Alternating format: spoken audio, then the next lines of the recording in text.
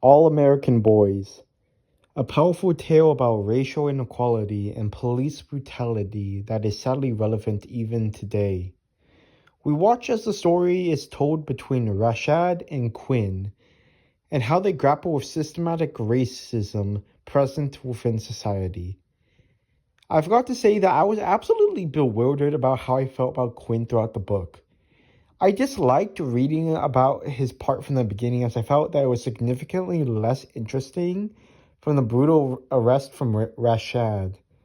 Then it turned into a begrudging interest as we got to see the school from his eyes as a town and his own friends were divided over the issue.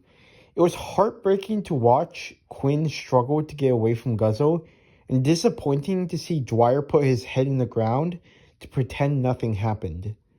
Jill was the only one from his original circle of friends that truly stood up for what's right. I felt that was a nice allegory for the help that women often provide for social and racial movements in life and throughout the abolitionist movements. I remember hating Quinn for his victim blaming of Rashad to English as he basically just stereotyped him, which English rightfully called him out on. He truly redeemed himself, though, in my eyes, when he decided to participate in the protest and take responsibility. I felt he represented the theme of doing what is right even when the situation you're in makes it hard. I mean, he followed in his father's footsteps, and I feel like it's really admirable how he just went. Even showing public support for it was already more than enough for me personally. Rashad was the other side of the coin, as I appreciated how the authors made him his own person.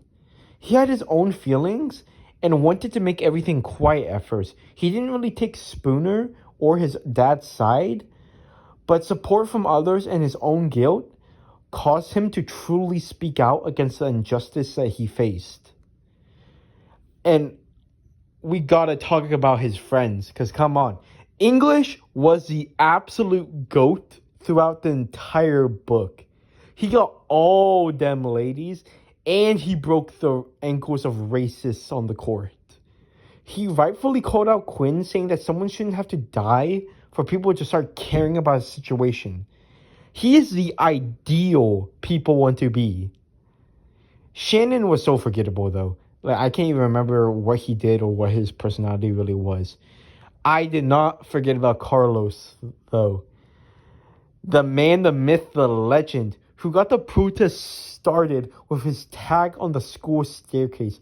He's the reason why everything was flaring up. I love it.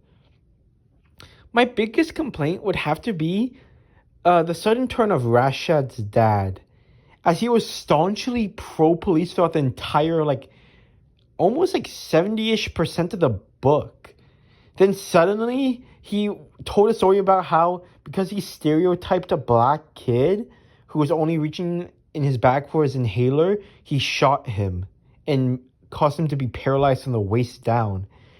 It's just like, I wish that they built his change more naturally throughout the book, as I felt like it was a bit shoehorned in and too quickly developing for such a drastic change in feelings.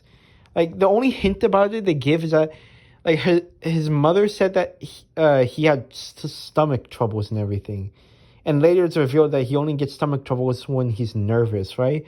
But I feel like that's it. I don't know. I kind of wanted a bit more better development, I guess.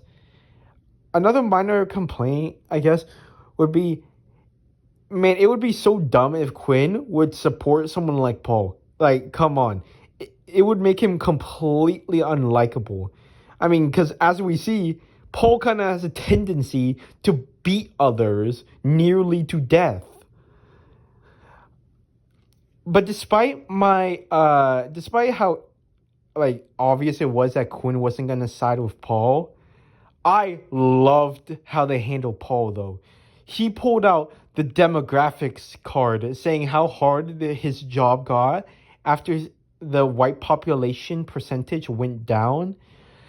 how he was just doing his job and he was just hiding behind a shield of righteousness so then he can just justify basically everything he did. I gotta say, I guess the bond between him and Quinn didn't mean much when a family member didn't doesn't agree with everything you do. At the end of the book, even if the protest doesn't change anything, even if Paul gets away, even if nothing happens, having the strength to voice your opposition against a cruel system is true courage, in my opinion.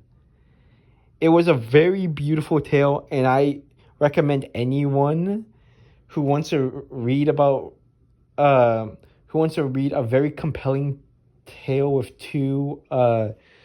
from two different viewpoints develop. I feel like you should absolutely give it a read. I felt like, oh yeah, another. You should also check out Chocolate Rain, like the song on YouTube. It's a very good song, and I feel like it relates to this as well. Well, anyways, that's about it.